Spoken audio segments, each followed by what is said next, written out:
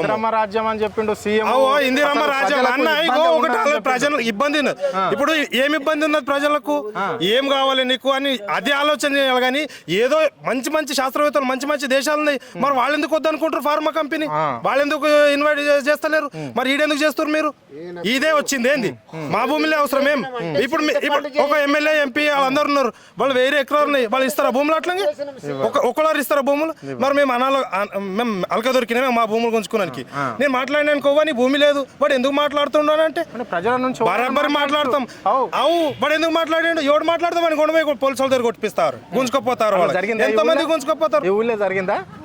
మాట్లాడిన వాళ్ళకి అంతా టార్గెట్ చేస్తారు. ఎవడు మాట్లాడితే వాడిని టార్గెట్ చేస్తారు. ఇప్పుడు మా పెద్దనాయన భూమి పోతుంది, అది నా భూమే కదా, ఆయన నాకు ఇస్తాడు కదా, మంది పిల్లలకి ఇస్తాడు. ఇప్పుడు ఆయన మీరు గుంజుకున్నాక నాకేమి ఇస్తాడు ఆయన? ఇప్పుడు గవర్నమెంట్ గుంజుకున్నాక తినాలేమది అది.